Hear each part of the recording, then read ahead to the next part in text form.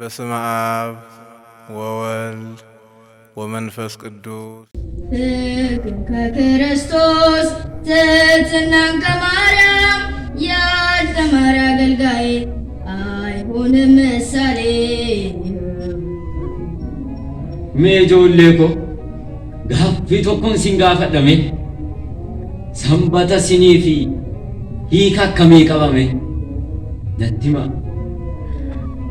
Oh Dad, maal jedhee sitti hima?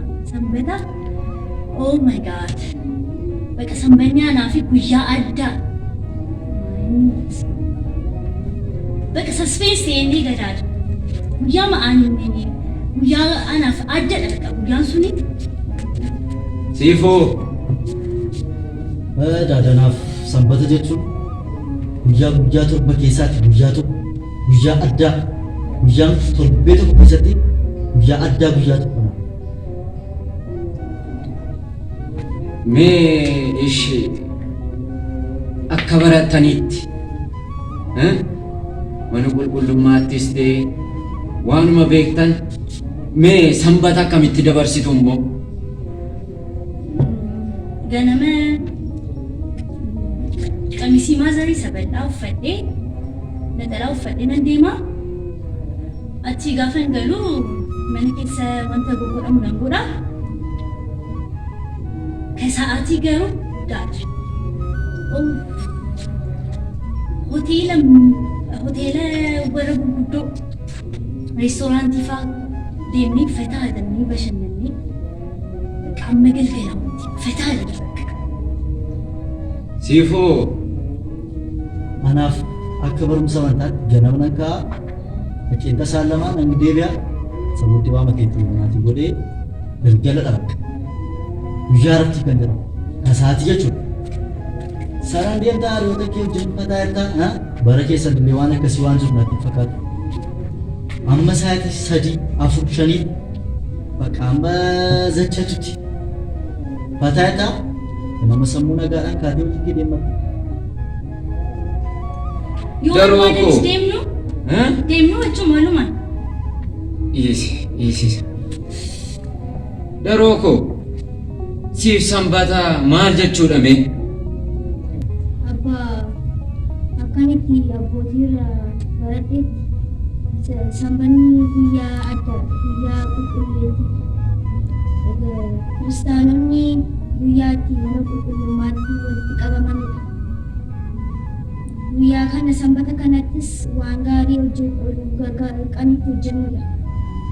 Kan akka warri dhaman gaafachuu, warra dhukkubsatanis gaafachuu, kan beellee nyaachisuu fi kan daaree daara baasuudhaan kan hojjennudha. Ilaaltanii ijoollee dhuguma isaadha. Anillee waan biraatti hin dabalu. Namoonni baay'ee sanbata gaafa kabajanii naxalaa uffatanii qiddaasii as qaddasiisanii mana galanii immoo buna danfisanii waan kabajanitti fakkaata baay'inaan. Gara biraatiin yogguu ilaallullee guyyaa irraa kan lallabame Maatiyos 6:16 irratti gooftaan keenya Yesuus Kiristoos akkuma dubbateetti gaafa tsoomtanii of baastanii nama biraatti illee of hin ilaalchiisinaa jedha.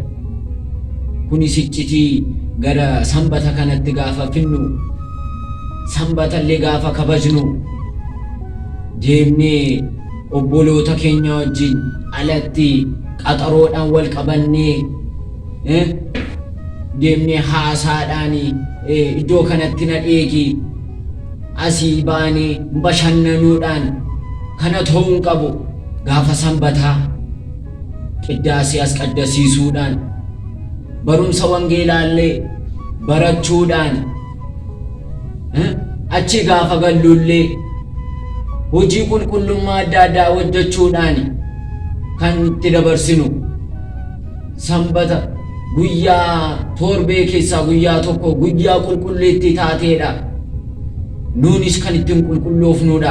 Kanaaf ijoollee koo ilaalcha keessan sirreeffadhaa.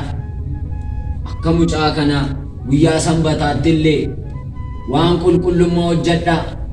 iddoo qulqullummaa deemaas qaddasaa wangeelallee baradhaa kanan siin jechuu barbaada ijoollee koo. Abbaa koo dhiifama guddaa nuuf godhi. Hin hubanneen jireenya. Eeyyeen abbaa ati dhugaa jette. An garuu waan an karaa sirra jiru natti fakkaate iddoo koo iddoo biraatti bu'aan ture. Iddoon taane garuu har'aa kaasee an sirra dhiifama guddaa.